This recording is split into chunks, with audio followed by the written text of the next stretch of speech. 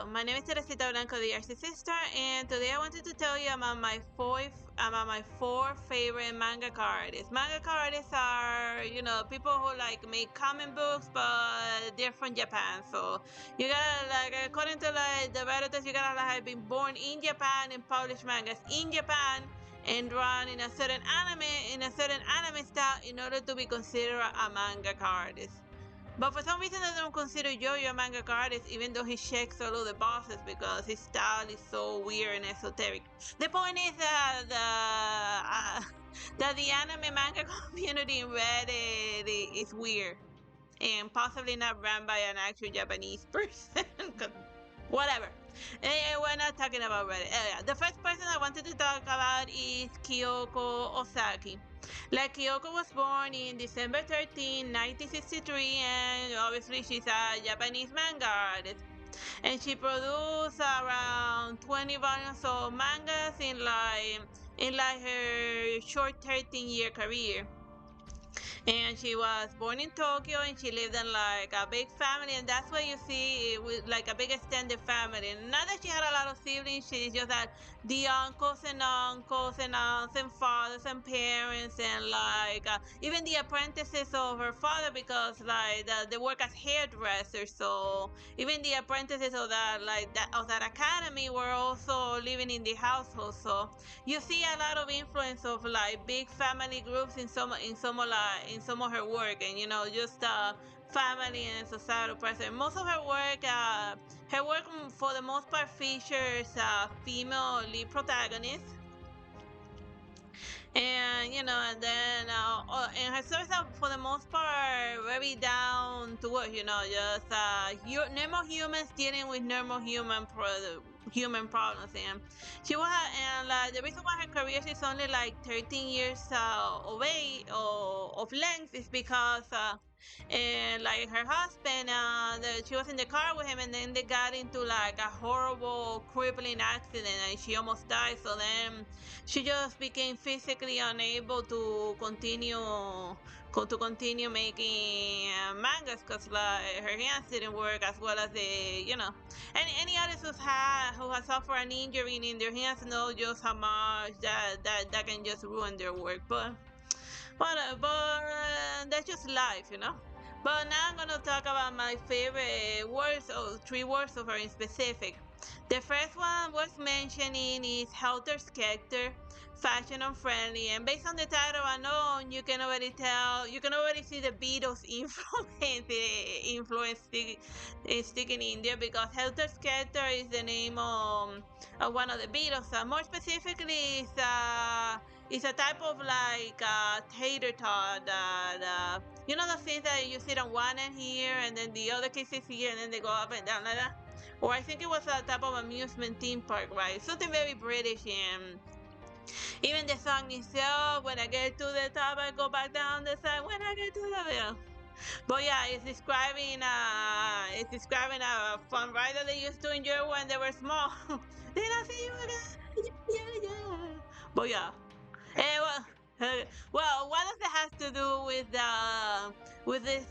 this manga? Well, kind of, because it's the ups and downs of the main character is a fashion model that she became pretty after doing a ridiculous, insane amount of like plastic surgeries. But then her insane plastic surgery treatment then require more corrective surgeries until it just spiraled into a whirlwind of like she having to keep getting corrections and corrections. So then it's like the ups and high of like, oh, now I look ridiculously beautiful, and then the downs of like, oh wait, I got like this weird growth and I don't know what the hell's going on with me. And then it's basically how her desire to be pretty, how it like messes with her psychic as she slowly descends into madness. Well, it's not just her desire to be pretty, it's the imposition of having to be pretty in order to make a living. Yeah, because to be as a fashion model, that's why it's called fashion unfriendly, because the fashion industry is a beast. And you know that they brought like you know that in some Western fashion houses they still they're trying to be more inclusive and all that, but they do that more like a cutscene type of event, like saying, "Behold, we hit a check mark," and then the rest of their models are what society considers beautiful. I would love to see a runway model in a wheelchair. And Yeah. make fashion around that, but you're never gonna see that. Yeah, you know, but they just have at least. I bet anyone who's been a fashion model in UC, they know that there's just one. There's just one Rubenesque beauty. That and if they also make her like the dark skin maiden, then they hit the two checkmarks. So that saves them the trouble hiring two models. But you know, the more checkmarks that they can hit with one model in specific minority checkmarks, the more you know. And they do it to say that they're inclusive. Yeah. Doesn't mean that they necessarily are.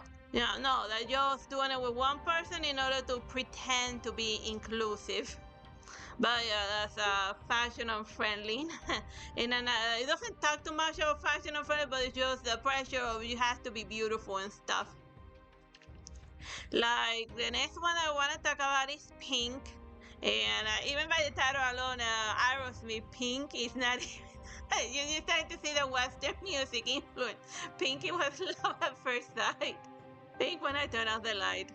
So yeah, and it's about a girl that works as a, you know, she's an office girl, but then at night she has a crocodile as a pet, and then she works as a call girl in order to like be able to feed her overgrown pet. But like I had discussed a plot with my brother, and then he thinks that maybe the crocodile is a metaphor for whatever addiction, for a type of addiction that it's just that it makes you like work outside of your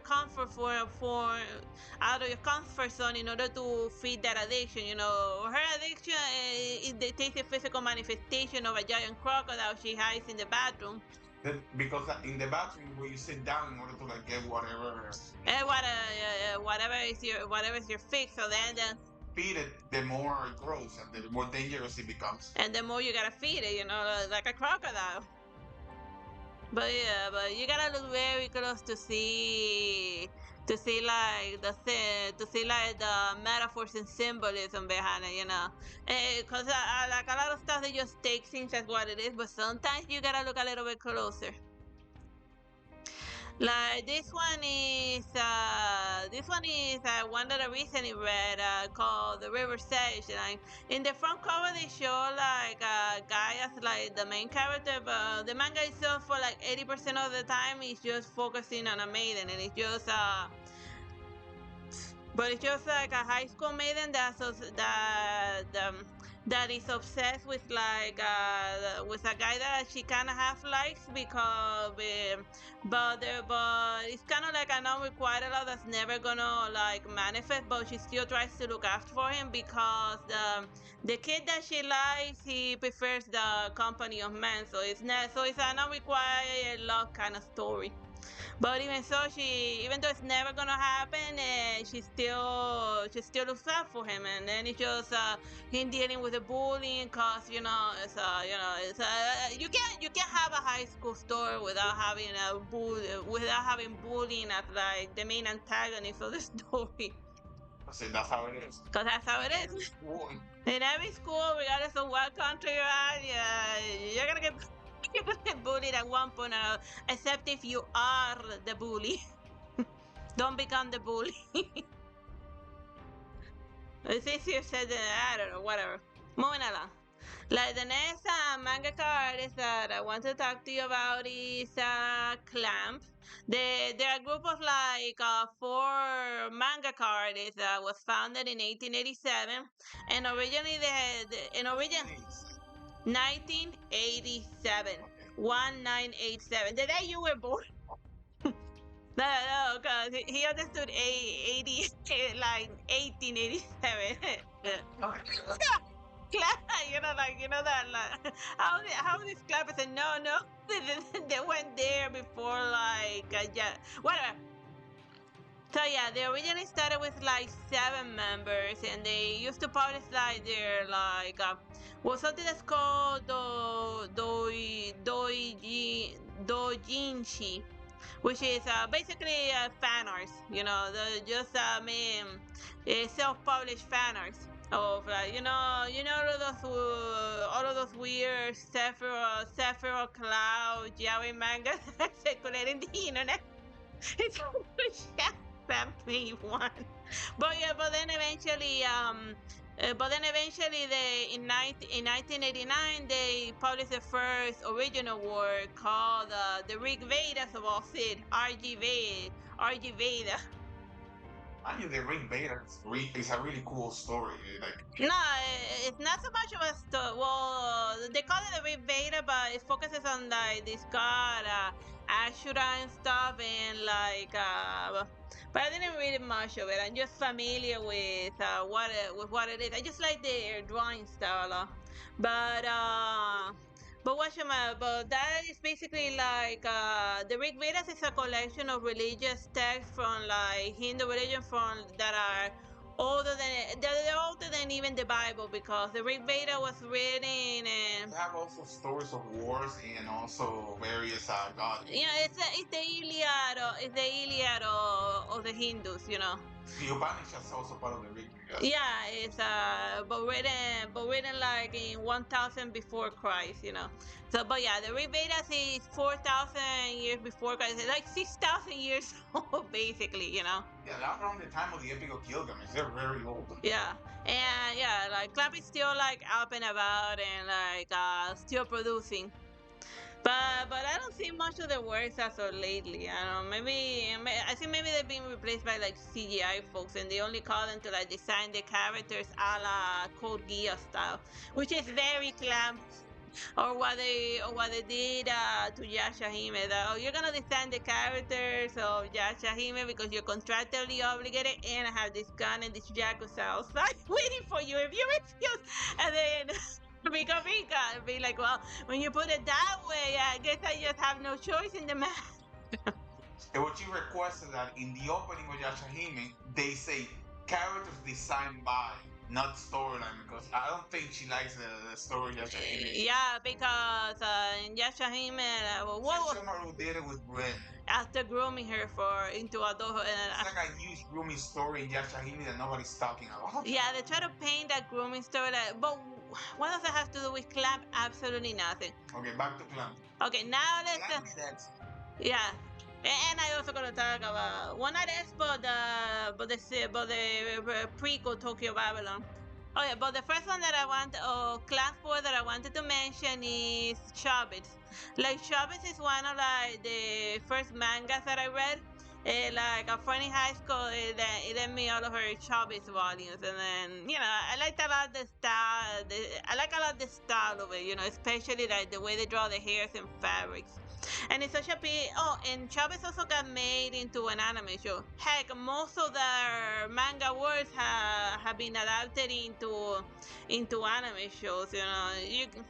So which is a testament to like the just how good of a manga card is that they are that not a lot of writers can like say, oh, my stuff got adapted into like into an anime or a movie or something. But yeah, but they butcher Chobits, at least in the outfit part. Yeah, like you. Yeah, that like the club in the manga they design some beautiful outfits, but like in the anime they just wiggle it down to two. Shirt. And the schoolgirl uniform, even though she's a robot and never goes to school. But yeah, it's about a guy that gets a defective automaton robot, personal computer, and then they develop something type of relationship. Platonic partnership. There it is. I didn't remember what it was called. But yeah, they developed that. He doesn't do it with the robot because it causes a hard reset of her memory. And she goes into battle mode. To prevent it because her father didn't design her. He designed a daughter, not a plaything. He didn't design his robot daughter to be Yeah, He designed a daughter, not sex, which is what they were doing with those first accounts apparently. yeah, the main companies and stuff. But then again, she's like the prototype of all of the other Persicons, so you know, because it's why they couldn't have children, and instead of adopting, they made a robot. You know, tell us all the stuff. Alright, this one is Magical Night Raiders. It's one of the earliest isekai fantasy anime show, which is you take normal humans and then you throw them into like a fantasy setting, and then they're constantly referencing like where are Nintendo RPGs and Zelda and stuff, you know, but it's just maidens, you know, fighting because there were some of them because like there's like obviously like an evil guy that like sent the world into chaos and then it's there just to go rescue the princess and stuff. A la Mario. It has been made into video games and Yeah, yeah. It started as video game inspired and then it became a video game and then it became an anime show. And everyone agrees that the anime show that they bullshitted. like I see that a lot of the Clamp, they make them just because the manga's popular, but then they read only like 1% and then they do whatever the hell they want, and you know. which a notable exception which is Tokyo Babylon and X. They actually did a good job in those. Yeah.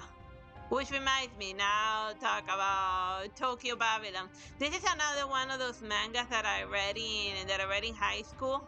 Like it's funny because like the male twin brother he's yaoi. So then like the manga when it was discovered in high school, it became like a huge cutscene because like it was the early 2000s and early anything that was remotely yaoi, it became like a public health care crisis because like everyone in Florida is just the absolute worst. Even though Key West is a sanctuary for like yaoi individuals DVD. for the LGBT community. So you know, it's just Florida's two-faced nature. You know, they have like very liberal people, but then a stone's throw away, you got like the Conservatives and like yeah, priests and really angry people. That yeah. Then instead of like feeding the poor and stuff, they go do physically harm to people that are just trying to live their lives. You know. I remember we went to the Pride Parade with like our gay friends and whatever. They were priests quoting the Bible over there as if like wow. Wow, Like ruining the parade for everyone. You know who else can quote the Bible? the devil. Like canonically, the devil was quoting the Bible like Jesus when he was in the desert. So To like, convince him to go to like jump off a cliff to kill himself. yeah. The devil. So you know who's very good at quoting the Bible? The devil. Anything the Bible. So they can't. You're going around quoting the Bible, you're no better than the devil. Yeah. Yeah. The question is, what passages are you quoting and how are you using them? Yeah. Yeah. Well, it's Tokyo Babylon. Well, we got a little biblical there. Whatever. Moving along. Yeah, let's talk more about Tokyo Babylon. So yeah, it's about. But yeah, he's a type of exorcist. I think that he helps the spirits pass on to the other life. But then in X, he starts being like the main character, and then he focuses on like a different, and then it turns into a battle between the stars of good and the stars of evil for like the fate of the world. And it's funny how like in the present, the X anime show is like really good. Like I like and great music. And like, but manga wise, I like better Tokyo Babylon. Even though I like better the anime show X. I know they did a good job with X. Not so whatever. They did it. Tokyo Babylon and watch X. Yeah. Let's do it like that.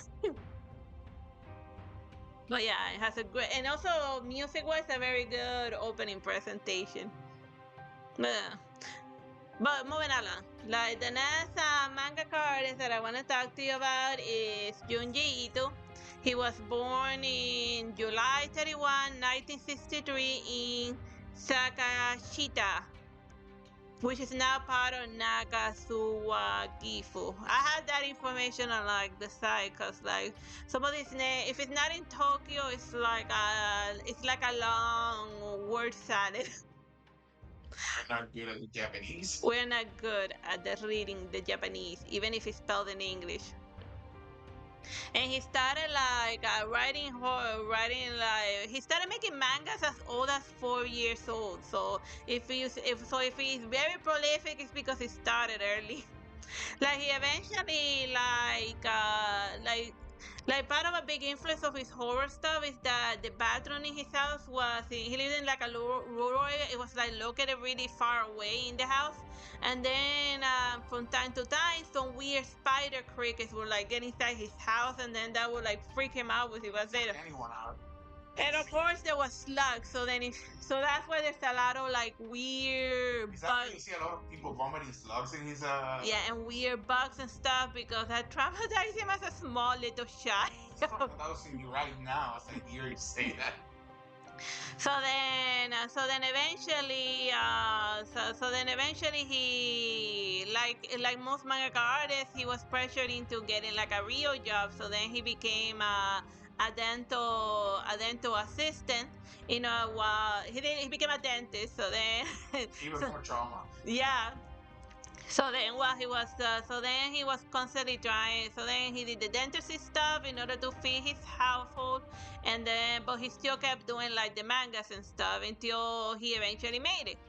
You know, and like I think some of his work, I don't know which one, but some of them have like been adapted to like maybe like some horror movies here and there, and they even tried to do a bit of an anime adaptation of his work, but like since it's very gory and weird, it's the only thing that people bother to do to adapt to like the mainstream is stuff that like are etchy.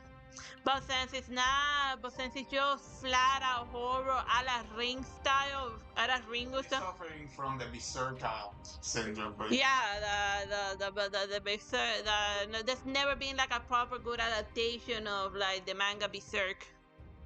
and it's an excellent manga. But oh wow, if they go canonical with everything that happens there, Yeah, they are going to be freaking out. But yeah, huge influence on a lot of things. on literally everything. But like more specifically, one of the stories is that a giant fish. Tell me if it sounds familiar. Like a giant fish, something washes up ashore, and then inside of it, where it crawls out a bunch of humans that it has swallowed that they were still alive. Does that sound like the Orphan of Kaz? Because It is. Yeah, like everybody talks about the H.P. Lovecraft influences, but not about the influence that Berserk and this manga goddess had on the video game horror genre. yeah, there's a lot of Junji Ito in Bloodborne if you know where to look. Yeah. The first one that I want to show you is like Alice. And it's a collection of like short stories. I think this one is the one that includes like the fish people. But I don't quite remember, but yeah. And like the image that you see in like the main front cover is this girl that she murdered a bunch of people in a narrow ditch and then she buried them.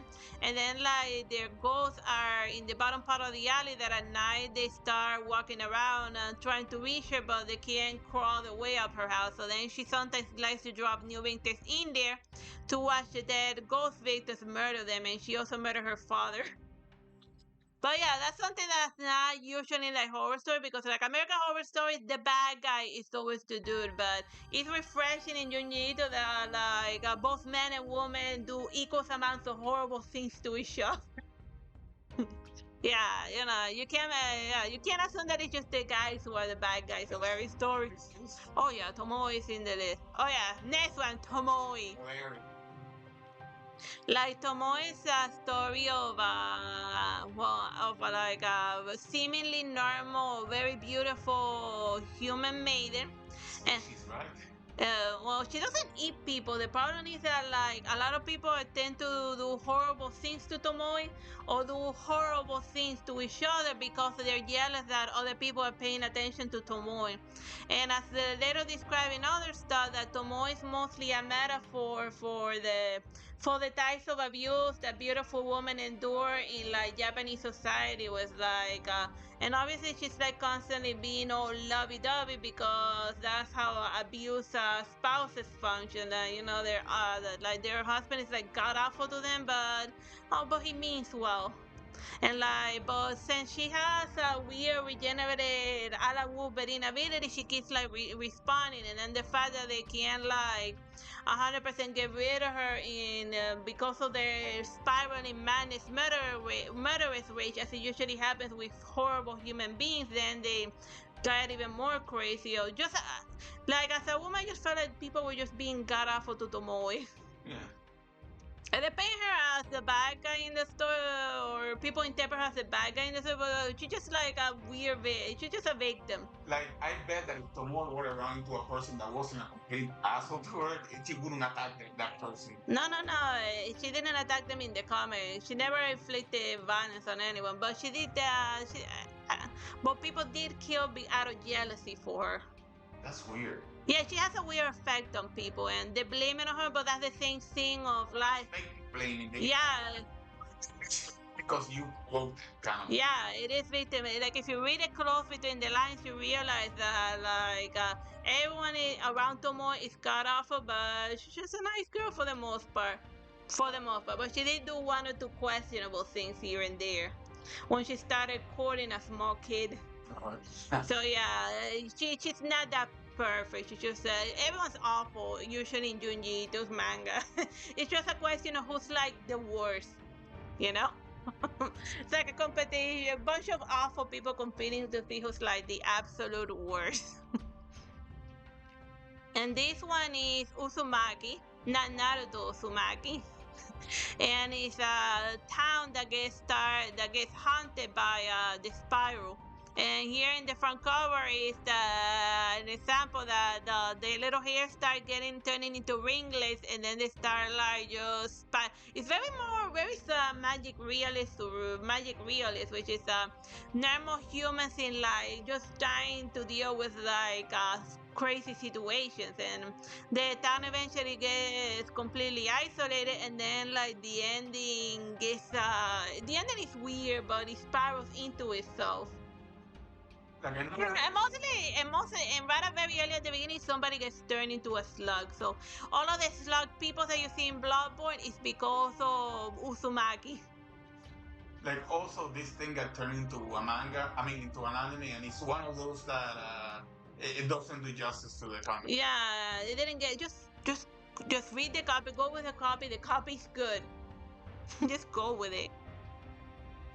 Alright, then as the final manga artist that I want to talk to you about is Osamu Tezuka. You can't talk about mangas without talking about yeah, like Osamu Tezuka. He was born 1928 and he died on the 89. And during his lifetime, he published a lot of manga. He's often described as like the Walt Disney of like animation and stuff, but because a lot of his early work is like very child-like and friendly, like Astro and stuff, but the thing.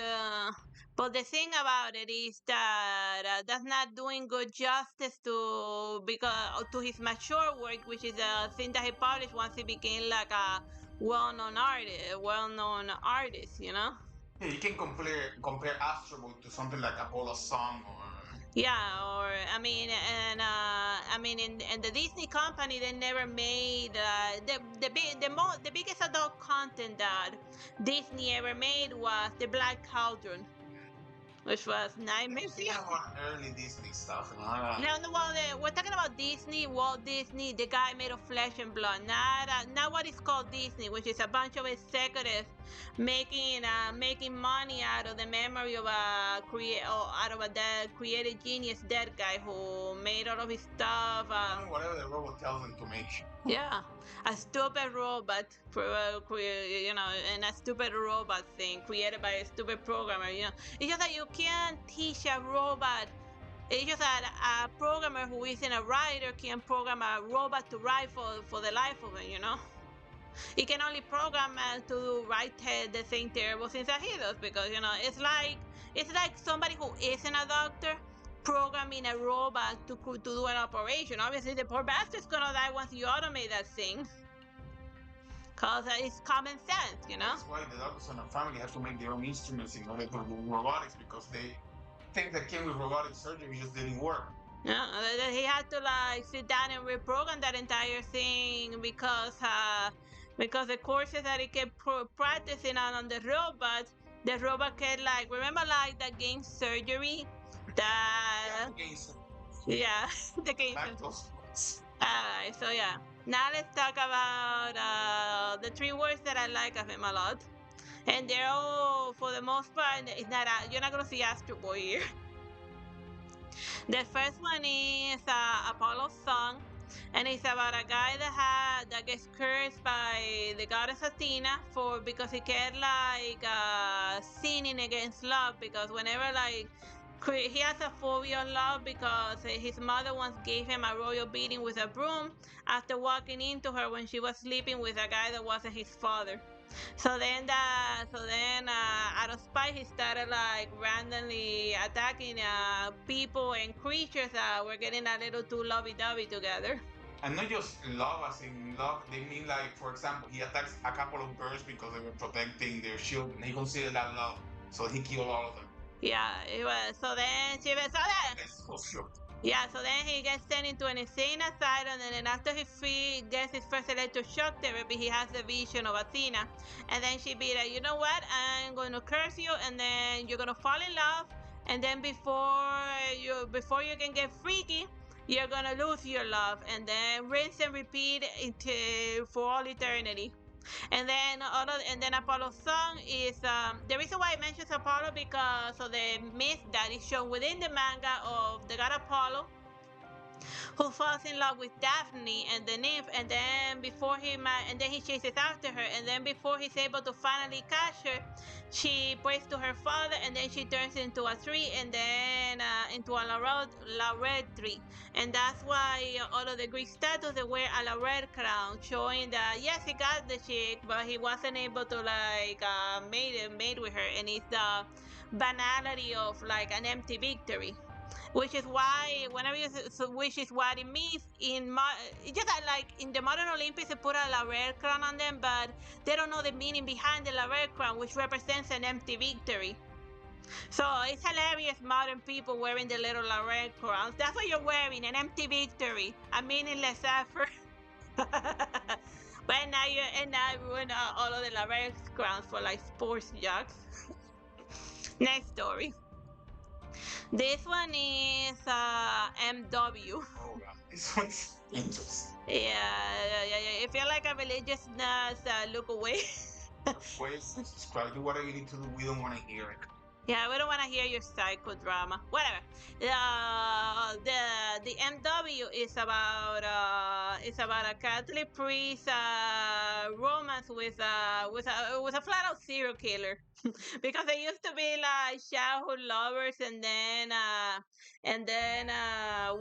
one of them clean, and then they still kept as a mating pair, even though their lives brought them to separate paths. And the priest kind of blames himself for it. That's why he keeps helping him, and he has a lot of lust for him, obviously, because he's a hot piece of ass. But with a priest and a younger lover. Yeah, well, it's not a big age difference, because he was 16 and the other one was 14 when they met, But the point is that he had kidnapped, the kid had gone with his family when he was small into a weird rural island, just a rich excursion, and then the priest at the time, he was with a bunch of Greenpeace, violent Greenpeace hippie. He was a deranged, angry, hate the rich people type of thing. So then he kidnapped the child for ransom money. And then while he was looking after him, he ended up seducing him and sleeping with him. But then, since they were busy in the cave, doing the mess around, they went outside when a weird biological thing escaped in their island, and then it killed off all of the population. So then when they went outside, the kid's caretaker was dead. The friends of the priest dead. Everyone was dead. So then but then the kid also smelled a bit of that weird chemical that was still lingering in the air, and then but it didn't affect the guy who became a priest that much. So then he feels that since he had kidnapped him and stuff, then he blames himself for like Put him in that situation. Yeah. for the putting him in that situation, and that because of his guilt, he kind of even have helps him in like to commit it has cover for him whenever the other guy like commits terrible crimes. You know, so then it's just him covering somebody who's like a terrible individual because of his guilt. Oh yeah, friendly reminder. This is the same person that made Astro Boy and Black Jacket. Yeah, who made all of them kid friendly? I think that one got made into a movie, not an anime one, like a live action one, MW, and they probably bullshit it. Probably cut all of the priests. Yeah, no, or they made him something else, so it wouldn't be so. Call it MW, but it's actually MU. The kanji stuff. Yeah, that kanji is pronounced U. It's like MU. Which means what? Nothing. No, but I thought that is the letter M and W still in Japanese, or no? In Japanese, it's the kanji for mu and the kanji for you. So and it's called Mew. Mew. Like the Pokemon. Mew. Okay, it's a weird title. Yeah, it's a weird title. I couldn't begin to tell you why it's called. Yeah, it would be a whole debate as to why did he call it. Well, actually, I remember later on it's explained that that thing that is. Yeah, that's the acronym for the chemical that mess with the kid's mind. He survived, but it messed with his brain and stuff. Got it. So the title is the name of the chemical. Of the biological weapon that the kid kind of has smell. So then, since the government messed with him, then but later on, as the comic progresses, and you start seeing a pattern to his madness. That he just following down the rabbit hole, killing whoever stands in his way, in order to make it to the guy personally responsible for the creation of that biological weapon. Well, and it could also be like the chemical symbol for the. Oh yeah, it could be the chemical symbol. What's that? Can you look at what's the chemical symbol for? Well, it might not be the same for Japanese, but just that we know that Osamu Tezuka he has a PhD in Nara Medical University, so he definitely knows his chemicals and stuff, you know. So or maybe we're reading too much into it. Alright, we're looking up to see what. MU is an exotic atom made up of antimony and electrons. It's like a thing, Oh yeah.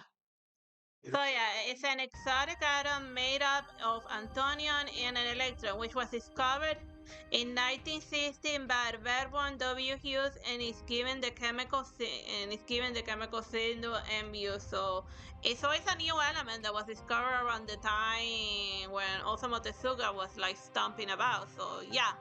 So that's probably a reference to that chemical and stuff. And of course, last but certainly not least is the Princess Night. Like I remember in Cuba they used to like put the animated show of like the Princess Night like back to back. And it's basically the story of it starts in heaven, and then because of an error created by a mischievous little angel, a little human girl ends up getting the heart of both a boy and a girl, and then she's sent back to Earth. So then it's like the duality of both of her personas. So then when she's sent back to Earth, her parents are.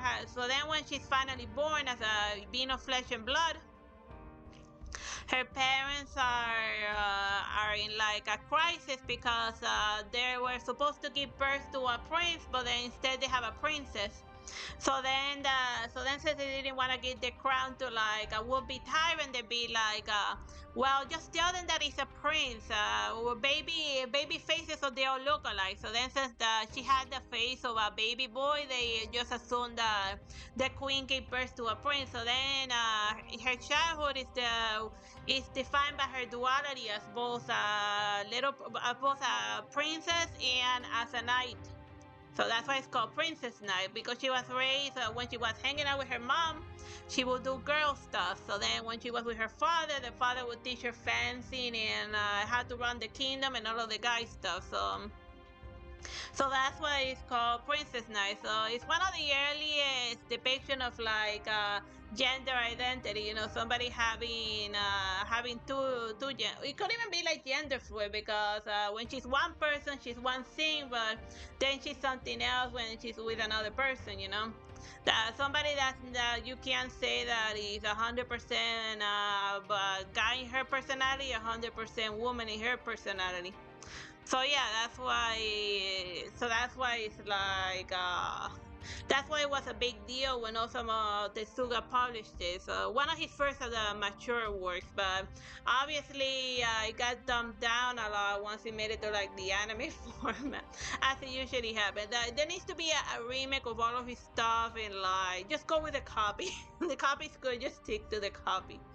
But yeah, those are my 4 favorite manga artists. I hope you found this rant amusing. Bye bye and God bless.